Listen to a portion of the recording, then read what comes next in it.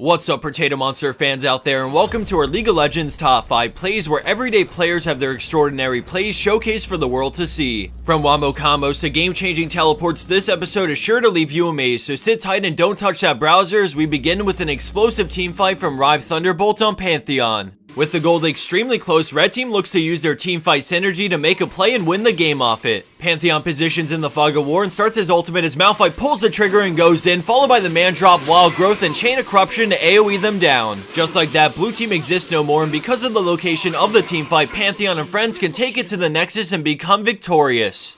Let's dial back just a bit to rewatch that engage and the wombo combo that follows.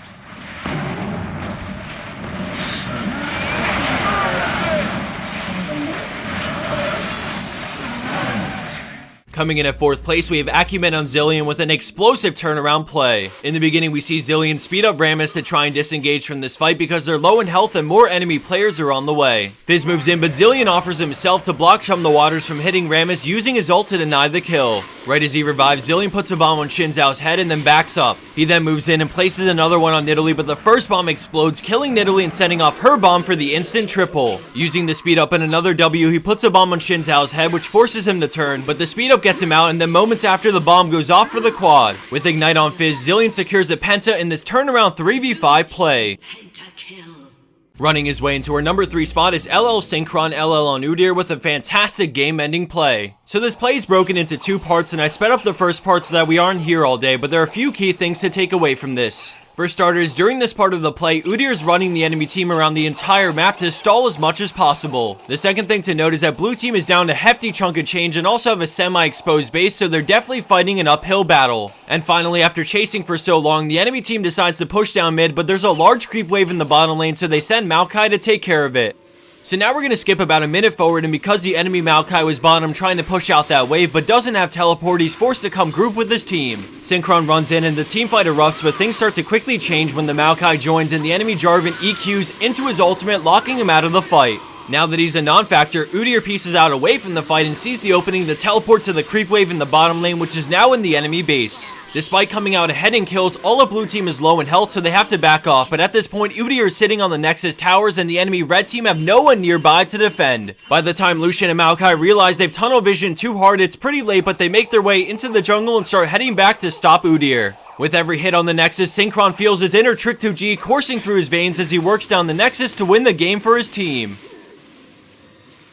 Moving into 2nd place, we have Ji Young on Thresh with a few clutch moves to win a skirmish in the bot lane. In the beginning, we see them beating on the tower, which forces a response, so the enemy Morgana walks up with the black shield and throws out her Q, but he barely dodges the binding and gets the hook. He decides to go for it, landing a double flame, trapping them in his box as Lucian goes for the kill on Vayne, but Elise is here for the counterplay. He walks out of tower range to drop aggro and escapes as Lucian kills Morgan, then takes the max range lantern to dodge the cocoon and be rescued to safety. As they continue retreating, we see the fed enemy Fizz has roamed from mid to cut them off, but Thresh says no and denies him with a flay. The fish continues chasing, but then Thresh turns with a Q, which buys time for backup to arrive. Fizz decides to E for the kill, but a quick juke avoids the damage, and then Syndra lands her stun as they quickly burst him down for Lucian's 3rd kill.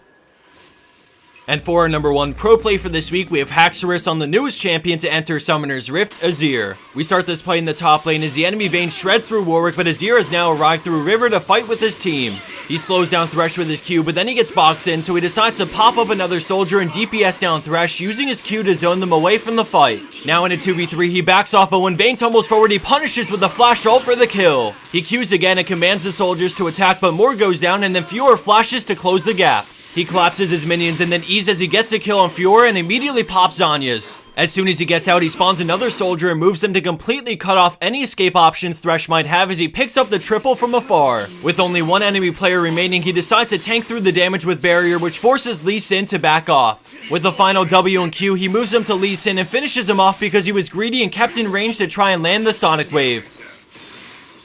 And for the bonus clip of the week, we have Killen with the number 4 on Janna with a great escape when facing absolute death.